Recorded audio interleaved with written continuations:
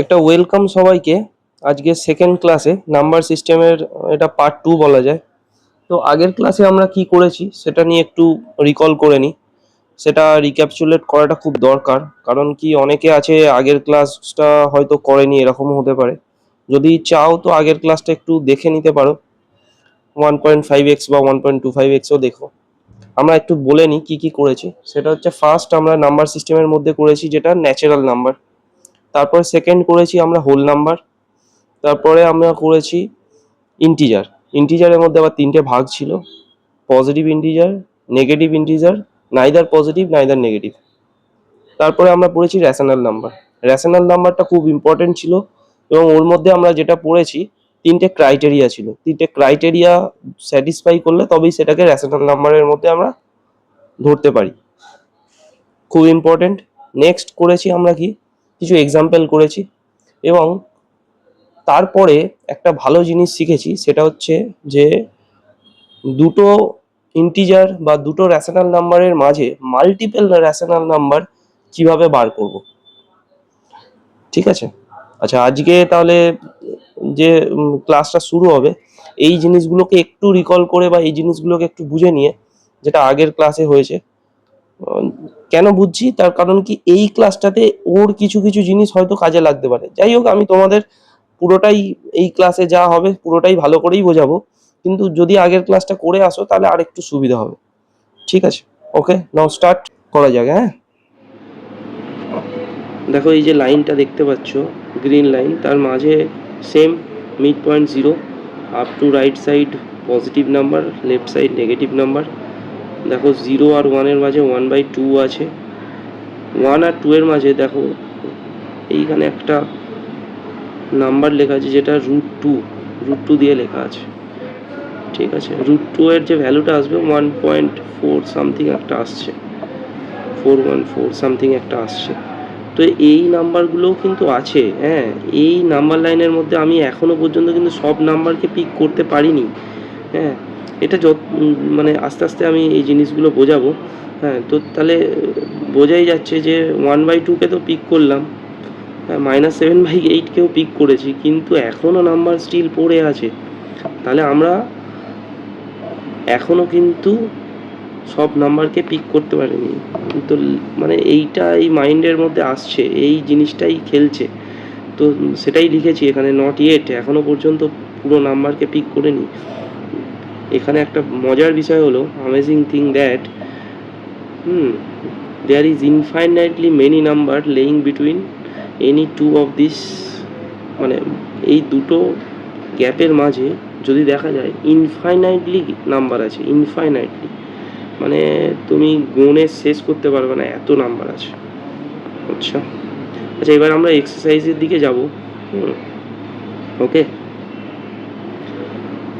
আচ্ছা, ফার্স্ট এক্সারসাইজটা কি একটু দেখো, 1.1। আচ্ছা, এখানে আমরা কি বলেছে একটু দেখো, কোশ্চেনটা একটু পড়ো। Is 0 is a rational number? 0 কি একটা rational number? Can you write in the form of p/q, where p and q are integer and q not equal to 0? 0 কি একটা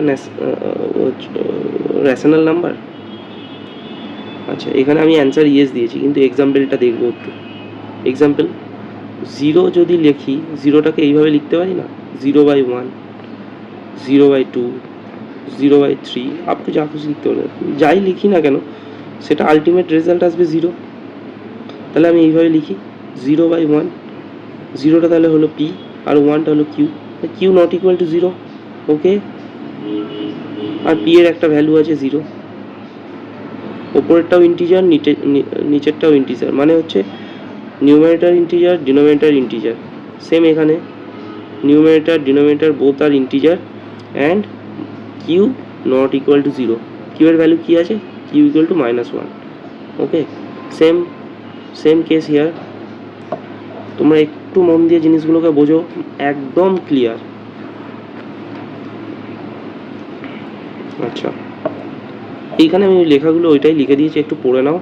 হ্যাঁ, পি আর কিউ কী বলছে? Both R integer, p equal to 0 আছে, কোথাও p equal to ওই p equal to 0 প্রত্যেকটা জায়গাতেই আছে, এবং কিউ ইকুয়াল টু কোথাও 1 আছে, কোথাও -1 আছে, কোথাও -25 আছে। এনিথিং তুমি নিচে রাখতেই পারো, কোনো অসুবিধা নেই, কারণ দুটোর আলটিমেট রেজাল্ট আসবে 0ই ডিভাইড করার পর। সেকেন্ড কোয়েশ্চেন কি, find 6 rational number between 3 and 4। এটা তো তোমরা একটু আগেই দেখলে। ওই 6 রেশনাল নাম্বার যখনই বলবে একদম সোজা নিয়ে চলে যাবে ডিনোমিনেটরে।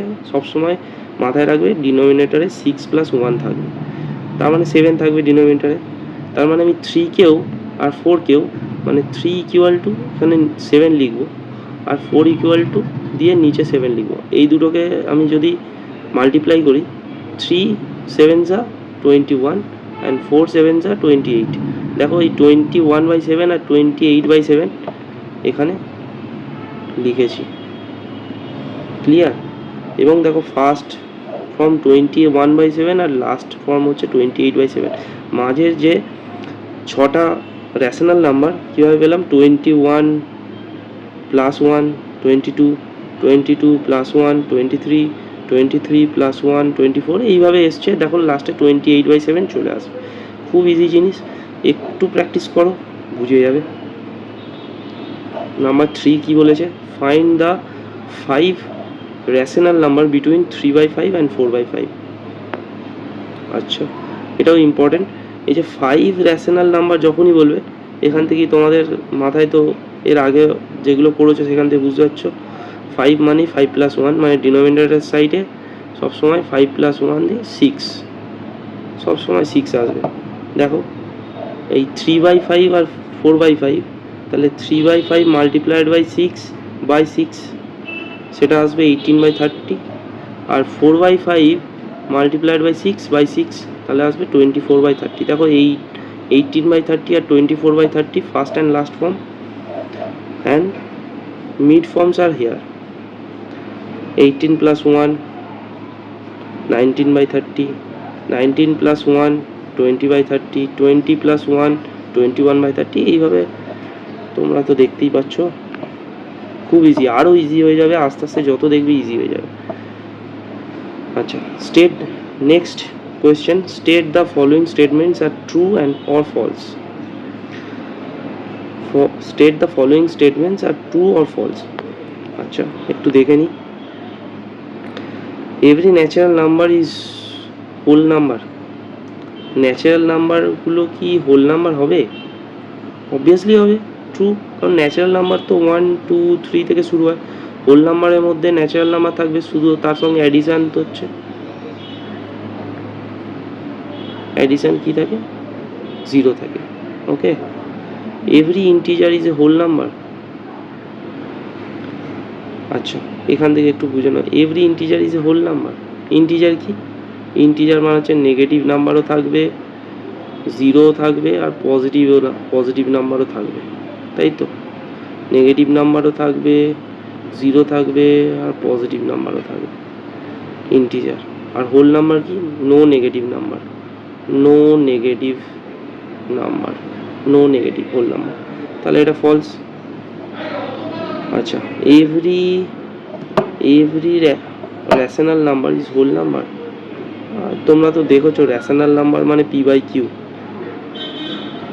2/5 যদি থাকে, এটা হচ্ছে রেশনাল নাম্বার, কিন্তু এটাকে তুমি কোনোভাবে হোল নাম্বারে কনভার্ট করতে পারবে? পারবে না। 2/5কে পারবো না। আচ্ছা, 4/2কে তো পারলাম, কিন্তু 2/5কে তো পারবো না, 2/3কে পারবো না। তো এগুলো সবই হচ্ছে রেশনাল নাম্বার, কিন্তু হোল নাম্বার নয়, ঠিক আছে, সেই জন্য ফলস। আচ্ছা, এবার দেখো, তোমাদের আগের ক্লাসে বা আগের জায়গায় আমি যে জিনিসগুলো বললাম তার মধ্যে ইরেশনাল নাম্বার জিনিসটা বলিনি, কিন্তু এটা একটা জাস্ট তোমাদেরকে শুনিয়ে রেখেছিলাম।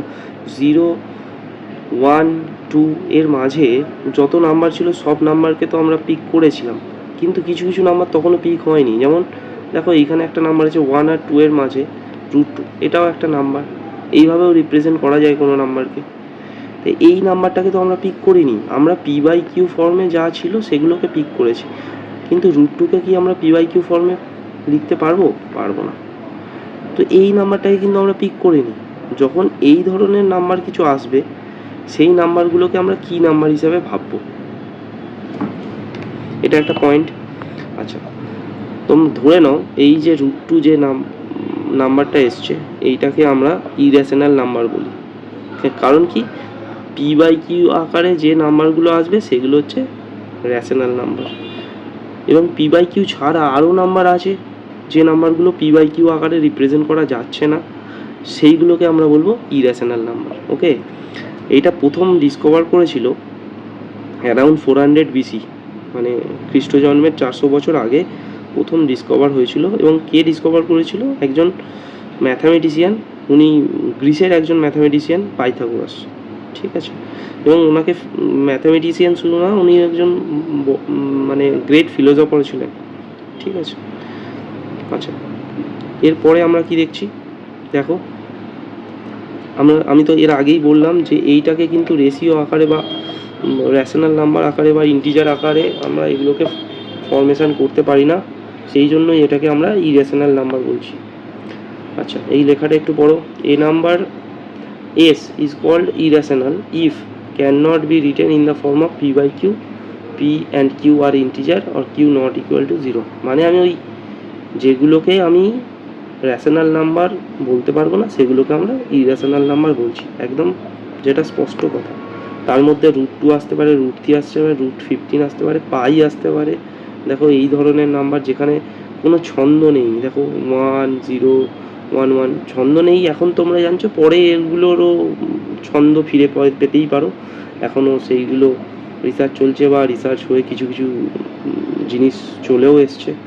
ঠিক আছে, এই ধরনের ব্যাপারগুলোকে আমরা ইরেশনাল নাম্বার বলবো। ঠিক আছে, আচ্ছা এই ধরনের যত ইরেশনাল নাম্বার আছে এইগুলোকে যদি আমি একটা ব্যাগের মধ্যে পুট করি, ইরেশনাল নাম্বার, রেশনাল নাম্বার, হ্যাঁ যা আছে সবগুলোকে যদি আমরা ব্যাগের মধ্যে পুট করি, তাহলে যে নাম্বারটা পাবো তাকে আর দিয়ে ডিনোট করা হয়, এবং এই নাম্বারগুলোকে বলবো রিয়েল নাম্বার। আমি আসছি এরপরে সেই জিনিসটাই দেখাবো, এগুলো বললো রিয়েল নাম্বার। ঠিক আছে, আচ্ছা তাহলে কি ব্যাগের মধ্যে ওই রেশনাল আর ইরেশনাল পুট করলেই হয়ে যাবে, বাকি নাম্বার কি আর পুট করবো না? তাহলে এই 0 পুট করা আছে, 1 পুট করা আছে, এগুলো কি -25, এগুলো কি? আরে এটাই তো বললাম একটু আগে, তোমরা ভুলে গেছো হয়তো। দেখো ওই 0/, হচ্ছে -1 বা 0/1, এটাও কিন্তু হচ্ছে তোমার রেশনাল নাম্বার। এই 1টাকে 1/1ও করা যায়, এটাও একটা রেশনাল নাম্বার। এই -25 এইটাও কিন্তু রেশনাল নাম্বার। মানে আমি রেশনাল নাম্বারের মধ্যে কিন্তু হোল নাম্বারকেও লিখতে পারি, ন্যাচারাল নাম্বারকেও লিখতে পারি, আর ইন্টিজারকেও লিখতে পারি। ওকে, হ্যাঁ তাহলে রেশনাল নাম্বার আর ইরেশনাল নাম্বার যদি আমি ব্যাগের মধ্যে রেখে দিই তাহলে পুরোটাই চলে আসছে সব নাম্বারগুলো, তাহলে সেটাকে বলবো আমরা রিয়েল নাম্বার। এবার কি মনে হচ্ছে আর কোনো নাম্বার পড়ে আছে? না, অ্যান্সার হলো না। Will there any number left on the number line? No, আর কোনো নাম্বার নেই। তাহলে এই লাইনটা একটু পড়ে নাও। It turns the collection of rational number and irrational numbers together, it is called also real number. We say that, এই লেখাটা একটু পড়ো। We say that every real number is represented by unique point on the number line, তাই তো? প্রত্যেকটা real number কিন্তু একটা unique point তৈরি করে। এই যে নাম্বার লাইনটা আছে তার মধ্যে প্রত্যেকটা রিয়েল নাম্বার একটা ইউনিক পয়েন্ট রিপ্রেজেন্ট করে, এবং এই নাম্বার লাইনেরও, এবং every point on the number line represent unique real number. প্রত্যেকটা পয়েন্টই ইউনিক রিয়েল নাম্বারকে রিপ্রেজেন্ট করে। ঠিক আছে, মানে একটা পয়েন্টে যেগুলো তুমি কাউন্টলেস, মানে ইনফাইনাইট পর্যন্ত তুমি নিয়ে যেতে পারো, প্রত্যেকটা কিন্তু ইউনিক রিয়েল নাম্বার। ঠিক আছে, এটা হচ্ছে একটা রিয়েল নাম্বারের লাইন। ঠিক আছে, এতক্ষণ পর্যন্ত তোমাদের এই যে কনসেপ্টগুলো পুরোপুরি ক্লিয়ার হলো, কিন্তু আরও এক্সাম্পল আসবে, সেই এক্সাম্পলের মাধ্যমে তোমরা আরও জিনিসগুলোকে ক্লিয়ার করবে। আস্তে আস্তে আসছি, দেখো। আচ্ছা, এই এক্সাম্পলটা দেখো, locate √2 on the number line. এই √2টা আমরা পড়লাম একটু আগে, ইরেশনাল নাম্বার, তাই তো? √2টা আমরা পড়লাম ইরেশনাল নাম্বার। তাই তো। এবং রুট টুটাকে আমরা কিভাবে লোকেট করব এটা একটু দেখি। তোমাদের কাছে নর্মাল একটা স্কেলে এই লাইনটা টেনে নেব এবং 0 পয়েন্ট থেকে যদি আমি 1 পর্যন্ত একটা মাপ নেওয়ার পর দেখো 0 থেকে এই ডিস্টেন্সটা হচ্ছে 1, ধরে নাও সেটা 1 সেন্টিমিটার হতে পারে, 1 সেন্টিমিটারই অ্যাজিউম করো, কারণ কি বাকি মাপগুলো তোমরা এখন 1 ফুটও অ্যাজিউম করতে পারো, সেটাও তোমাদের পক্ষে পসিবল। কিন্তু 1 মিলিমিটারটা খুবই একটা ছোট জায়গার মধ্যে থাকবে, এটা ইম্পসিবল হবে তোমাদের কাছে মানে এখানে দেখানো। সেই জন্য তোমরা একটা স্কেল নাও, স্কেল নিয়ে এই লাইনের উপর 1 সেন্টিমিটার মাপ নাও এবং এই 1 সেন্টিমিটার থেকে একটা পারপেন্ডিকুলার ড্র করো, এরকম একটা পারপেন্ডিকুলার লাইন ড্র করো। এই 0 থেকে এ পয়েন্ট যেটাকে এই পয়েন্টটাকে এ কনসিডার করে, এটাকে 0 কনসিডার বা ও কনসিডার করো, ঠিক আছে। এই এ পয়েন্ট থেকে পারপেন্ডিকুলার ড্র করো এবং এই পয়েন্ট থেকে এই পারপেন্ডিকুলার যেটা ড্র করলে সেটাও 1 সেন্টিমিটারই করো। তাহলে আমি করতে পারি কি, এই ও টু এ এটাও 1, এ টু বি এটাও 1, এই সেম যে রেডিয়াস এইখান থেকে ও টু বি যে একটা রেডিয়াস পেলাম বা ও টু বি একটা যে আমি আর্ক যদি ও টু বিকে সেম কি বলবো এটাকে সেম রেখে যদি আমি একটা আর্ক ড্র করি বি পয়েন্ট থেকে এই স্ট্রেট লাইনের উপর যেটা সি পয়েন্টে ইন্টারসেক্ট করবে, যদি করি যে সি পয়েন্টে ইন্টারসেক্ট করলো, তারপর যেটা পেলাম সেইখানে আমি দেখব এই যে ভ্যালুটা আসবে এটা হচ্ছে √2, কারণ কি এইটা 1 এটা 1 এটা আসলো √2, এই √2টাকেই আমি এইখানে এই লাইনের উপর রিপ্রেজেন্ট করে দিলাম। তাহলে √2টাকে আমরা হয়তো কোনোভাবে ওই স্কেলের মাপকাঠিতে না করতে পারলেও কিন্তু জিওমেট্রিক্যালি আমি রিপ্রেজেন্ট করতে পারছি, তাই তো। তো মানে এই জিওমেট্রিক্যাল রিপ্রেজেন্টেশনটা √2 কীভাবে আসছে, তাহলে এইভাবে তুমি 1 ছাড়াও যে কোনো ইন্টিজারকে, যে কোনো ন্যাচারাল নাম্বার বা যে কোনো হচ্ছে র্যাশনাল নাম্বারকে তুমি এইভাবে রিপ্রেজেন্ট করতে পারো। যেমন আমি যদি 3কে ধরি তাহলে √3 কীভাবে বার করব, সেটা আসছি পরে। এই √2 এর সঙ্গে যদি এটা পরে আসছি, এটা এক্ষুনি বললে তোমাদের জিনিসটা একটু মানে এই লাগবে, এটা পরে দেখানোও আছে, ঠিক আছে। তাহলে এটা 1 এটা 1 এটা √2 এবং এইটাকে যদি আমি এই নাম্বার লাইনে রিপ্রেজেন্ট করি এটা আসবে এই যে ভ্যালুটা এলো এটা হচ্ছে এই ও টু সি যে ভ্যালুটা পেলাম সেটা হচ্ছে √2, এইটাই রিপ্রেজেন্ট করলাম। যেটা দেখো এটা তো জিওমেট্রিক্যাল রিপ্রেজেন্টেশন এবং এটাকে আমি যদি আমি কি বলবো থিওরিটিক্যালি রিপ্রেজেন্ট করতে চাই সেটা এইভাবে হবে। একটু দেখো এই ফিগারটার মধ্যে দেখো OA equal to 1, A B perpendicular to OA equal to 1 মানে এই পয়েন্ট থেকে এই পয়েন্ট পর্যন্ত 1, এ বিটা হচ্ছে এ আর বি হচ্ছে পারপেন্ডিকুলার টু ওএ এর সঙ্গে perpendicular, that means O A B is 90, তার মানে হচ্ছে ও এ বি মানে এই অ্যাঙ্গেলটা হচ্ছে 90, এই অ্যাঙ্গেলটা 90।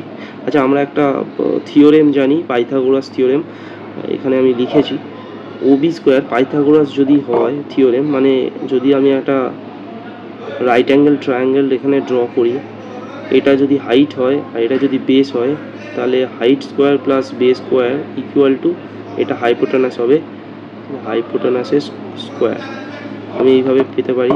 তাহলে OB square equal to AB square plus OA square, তাই তো।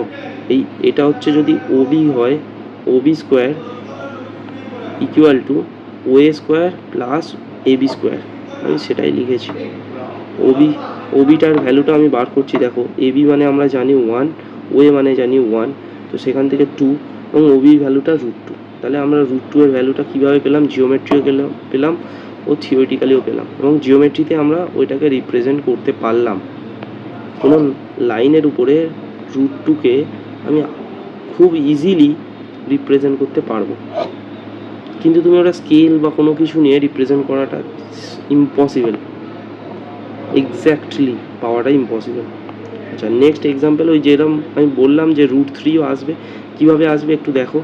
√3ও পাওয়া যাবে, যেমন এইখানে আমি এইটা তো √2 পেলাম, এই √2-র সঙ্গে যদি আমি আবার একটি পারপেন্ডিকুলার টেনে, মানে ও বি এর সঙ্গে যদি আমি একটা পারপেন্ডিকুলার টানি বিসি, তাহলে এই অ্যাঙ্গেলটা হচ্ছে 90 ডিগ্রি, এই অ্যাঙ্গেলটা 90 ডিগ্রি, তাহলে অবভিয়াসলি এটা তখন বেস এবং এটা হাইট, এটা বেস এটা হাইট, যেটা খুশি ধরতে পারো, এটাকেও তুমি বেস ধরতে পারো, এটাকেও হাইট ধরতে পারো। তাহলে এই OB square plus BC square equal to ধরতে পারি ওসি স্কোয়ার। ক্লিয়ার? তাহলে এটাই এসছে, একটু দেখো ভালো করে দেখো। From the above figure OC square মানে হচ্ছে এই OC square equal to OB square and OC square. Sorry, এখানটা একটু কারেকশান করে নাও। OC square equal to OB square plus এটা বিসি স্কোয়ার হবে, এইটা একটু কারেকশান করো, এটা হবে বিসি স্কোয়ার। ওকে,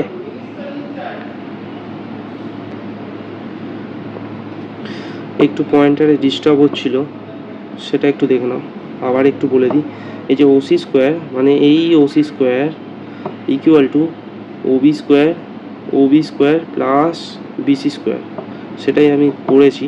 হ্যাঁ, OB square plus BC square মানে এটাকে তুমি যদি বেস ধরো, এটাকে যদি হাইট ধরো, আর এটা হাইপোটেনাস, সেম পাইথাগোরিয়াস থিওরাম থেকে এসছে। তাহলে ওবি ইকুয়াল টু আমরা তো পেয়েছিলাম √2, আর বিসি ইকুয়াল টু আমরা এইটাকে 1ই এক্সটেন্ড করেছি, 1-এর ভ্যালু পেয়েছি। তাহলে এখান থেকে 2 + 1 থেকে 3 √3। তাহলে আবার একটু কারেকশান করতে হবে, এটা ওডি। আচ্ছা, হ্যাঁ না, কারেকশান করার দরকার নেই। ওসি যা ভালো করে দেখো একটু, ওসি যা এইটাকেই তুমি আর্ক করে এইখানে এই লাইনে রিপ্রেজেন্ট করেছো, তাহলে এটাই ওডি। দেখো আরেকবার ভালো করে দেখে নাও, এই ওসিটাকেই তুমি একটা আর্ক ড্র করে এইখানে ফেলেছো, এটা হচ্ছে ওডি। তার মানে আমরা বলতে পারি OD equal to OC, OD equal to OC. ঠিক আছে, ক্লিয়ার? সেই জন্য আমি এখানে লিখেছি ওডি ইকুয়াল টু √3 অলসো। আচ্ছা, নেক্সট কি আছে? we can conclude that in the same way you can locate √n for any positive integer n। মানে তুমি এইটা একটা ফর্মুলা হিসাবে নিয়ে নাও যে যদি তুমি কোনো পজিটিভ ইন্টিজার কে যদি তুমি √n হিসাবে লোকেট করো বা √n হিসাবে রিপ্রেজেন্ট করো, সেটা ওই after n-1 has been located, মানে √n-1 লোকেট করতে পারলে তবে তুমি ওই √nটাকে লোকেট করতে পারবে। ক্লিয়ার? বুঝতে পারলে? মানে যদি তুমি √2 লোকেট করো তবেই হচ্ছে √3 লোকেট করতে পারবে, √2কে লোকেট করলে তবেই তুমি √3কে লোকেট করতে পারবে, তাই তো? যেমন দেখো এইখানে তুমি √2টা আগে লোকেট করেছিলে, তবেই না তুমি √3টা লোকেট করেছো, নাহলে তো √3 ভ্যালু করতেই পারতে না। মানে এই ডায়াগ্রামে দেখো আগে √2 লোকেট করেছো, তারপরেই তুমি √3টাকে পেলে। আবার যদি তুমি এটাকে এক্সটেন্ড করো, এটা যদি 90 ডিগ্রি হয়, এটা তখন √4 হয়ে যাবে। আবার এটাকে এক্সটেন্ড করে এইভাবে আস্তে আস্তে সোয়ান চলতেই থাকবে। ঠিক আছে, এটার মিনিংটা হচ্ছে এটাই, n-1 ডিনোট করার পর √n-1 ডিনোট করার পরেই √nটাকে তুমি লোকেট করতে পারবে on the basis of Pythagoras theorem. আচ্ছা, আজকে এই পর্যন্তই, সেকেন্ড ক্লাস এই পর্যন্তই থাক, এরপরে আর বেশি দেবো না। অতটা দিলে হয়তো তোমরা নিতে পারবে না, বা নিলেও সেটা বদার ফিল করতে পারো। এক্সারসাইজ 1.2 থেকে নেক্সট ক্লাস বা পার্ট 3-তে আমি তোমাদেরকে ডেসক্রাইব করব। আমার কাছে পুরোটাই আছে, কিন্তু আস্তে আস্তে করাটা বেটার, স্টেপ বাই স্টেপ এগোনো যাক। একটাই রিকোয়েস্ট, আবারও বলছি, ফার্স্ট ক্লাসেও বলেছি যে লাইক সাবস্ক্রাইবটা পরে হবে, কিন্তু তোমাদের এই জিনিসটা তোমরা যদি বারবার দেখো, রিকল করো, দরকার হলে 1.25x-এ আবার দেখো, দেখে জিনিসগুলোকে বোঝার চেষ্টা করো। তোমাদের কাছে পুরো ক্রিস্টাল ক্লিয়ার করে তোমাদেরকে বোঝানো আছে, যাতে কোনো অসুবিধা না হয়। অনেকে আমি জানি এনসিইআরটি সিবিএসই বোর্ডে পড়ে, যাদের ম্যাথামেটিক্সে একটু সমস্যা হচ্ছে, যারা বুঝতে একটু সমস্যা হচ্ছে, যাদের বেঙ্গলি, তাদের একটু এইভাবে ভিডিও করে বোঝালে হয়তো তাদের একটু সুবিধা হবে। হ্যাঁ, আশা করা যাক তোমরা বুঝতে পারছো। Hope for the best. আর যদি অসুবিধা হয় কমেন্ট করো, অসুবিধা নেই, অ্যান্সার দেওয়ার চেষ্টা করো। ঠিক আছে, ওকে, টাটা, বাই বাই।